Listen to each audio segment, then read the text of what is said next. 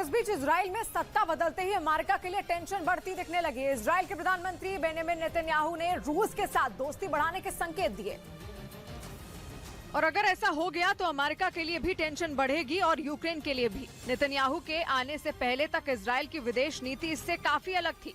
Israel अब तक Ukraine के साथ हर हाल में खड़ा दिख रहा था। इजराइल ने लगातार यूक्रेन पर हमला करने के लिए रूस पर हमले किए, लेकिन नेतन्याहू ने आते ही इस बात के संकेत दिए कि वो रूस के साथ रिश्तों को नए सिरे से गढ़ेंगे।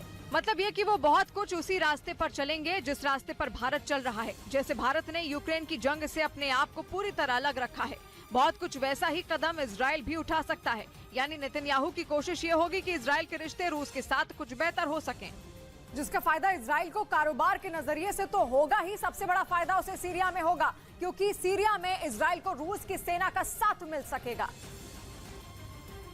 जिसकी उसे सख्त जरूरत है। हालांकि इसका सबसे बड़ा असर ईरान के साथ रिश्तों पर पड़ेगा, क्योंकि अब तक ईरान और इजराइल की लड़ाई का फायदा अमेरिका उठाता रहा है।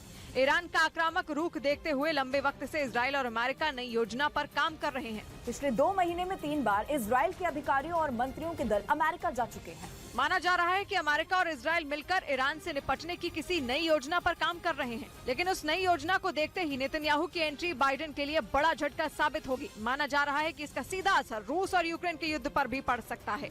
और इधर प्रधानमंत्री ने दिल्ली में रोड शो किया। ये रोड शो बीजेपी की कार्यकारिणी की बैठक से पहले हुआ, जो शाम 3 बजे पटेल चौक से शुरू हुआ और करीब 15 मिनट तक चला। ये रोड शो छोटा था, लेकिन इस दौरान इसमें जबरदस्त भीड़ उमड़ी, जिसके बाद बीजेपी की राष्ट्रीय कार्यकारिणी की बैठक शुरू हुई, जिसमें इस साल 9 राज्यों में होने वाले विधानसभा चुनाव और 2024 की चुनावी तैयारियों पर मंथन हुआ।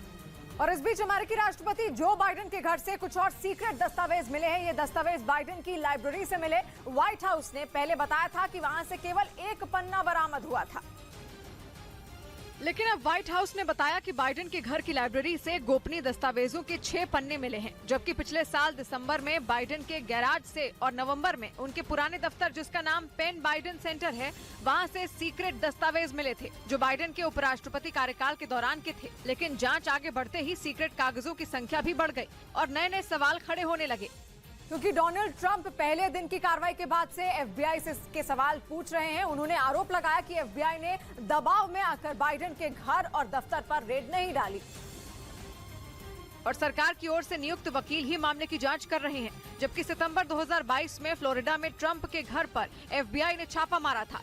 ये कार्रवाई भी सीक्रेट दस्तावेजों की खोजबीन से ही जुड़ी थी, लेकिन उससे एफबीआई भी जुड़ी थी, जिसने ट्रंप के घर से 11,000 से अधिक सरकारी दस्तावेज बरामद किए गए थे, जिनमें एक तो किसी और देश की परमाणु क्षमता और सैन्य सुरक्षा से जुड़ा था। इसके अलावा कई दस्तावेज विदेश में हुए टॉप सीक्रेट ऑपरेशन से जुड़े होने की खबर आई। यानी अमेरिका में सरकारी दस्तावेजों के पीछे बड़े बड़े नेताओं के राज हैं, जिनसे पर्दा उठ रहा है। पहले ट्रंप के घर से सीक्रेट कागज मिले और अब बाइडेन के, यानी ये मामला मामूली तो बिल्कुल नहीं है।